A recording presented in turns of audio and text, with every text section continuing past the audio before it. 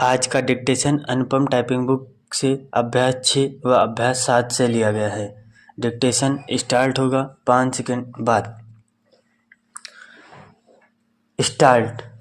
किसी भी योजना या कार्यक्रम की सफलता इस बात पर निर्भर करती है कि जनता का उसमें कितना विश्वास है और कहाँ तक उसका सहयोग और समर्थन मिल रहा है। इसी उद्देश्य से वर्तमान सरकार द्वारा ग्राम प्रधानों और ब्लॉक प्रमुखों के चुनाव जो एक लंबी अवधि से किन्हीं कारणों से नहीं हो पाए थे, कराए गए। ग्राम प्रधानों का यह चुनाव, जिसमें लगभग 4 करोड़ 42 लाख मतदाताओं ने भाग लिया, गांव स्तर के बुनियादी जनतंत्र का संभवतः संसार का सबसे बड़ा चुनाव था, जो स्वयं में एक बड़ी उपलब्धि है।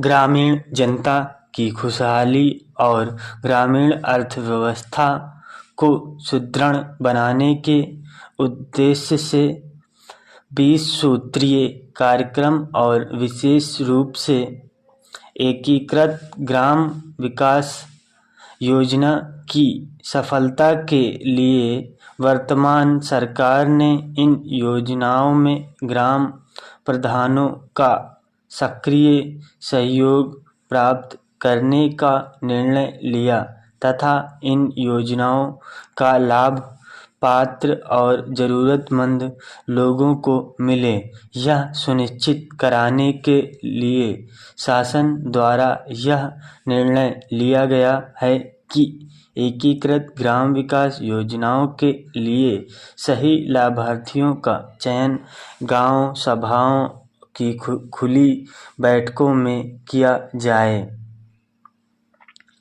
पंचायत राज संस्थाओं के सुदृढ़ीकरण और उनकी आय में वृद्धि करने के लिए एक प्रोत्साहन योजना के अंतर्गत चालू वित्तीय वर्ष में 2,88,000 रुपये की धनराशि स्वीकृत की गई है। इस योजना के अंतर्गत जिले की 3 सर्वश्रेष्ठ ग्राम सभाओं को, जो अपनी आय में करों, शुल्क, भूमि प्रबंध, संपत्ति और अन्य साधनों से गत 3 वर्षों की तुलना में सर्वाधिक वृद्धि करेंगी, उन्हें पुरस्कृत किया जाएगा। प्रथम पुरस्कार 3,000 रुपये, द्वितीय पुरस्कार 2,000 रुपये तथा तृतीय पुरस्कार 1,000 रुपये तक का होगा।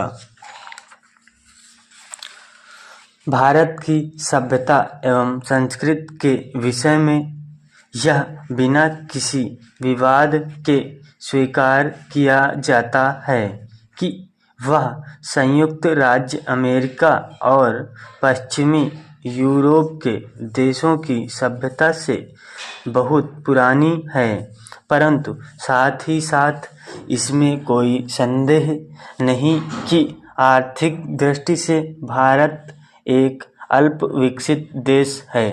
भारत के प्राकृतिक संसाधन संपन्न हैं और उसमें विविधता भी है, लेकिन उसका समुचित विनियोजन होना बाकी है। भारत में अंग्रेजी शासन काल में यद्यपि अर्थव्यवस्था में कुछ परिवर्तन हुए हैं, तथापि यह निश्चित रूप से कहा जा सकता है कि इस देश का आर्थिक ढांचा मूलतः अविकसित है। नगरों में आर्थिक जीवन कुछ बदला हुआ नजर आता है, परंतु उसका भारत की अर्थव्यवस्था पर व्यापक प्रभाव नहीं पड़ सका है। डी.के. रंगेड़कर के अनुसार भारतीय अर्थव्यवस्था के स्वरूप का अनुमान कुछ बृहद उद्योगों अथवा बम्बई, कलकत्ता, मद्रास या दिल्ली के व्यापारिक जीवन से नहीं लगाया जा सकता। स्टॉप।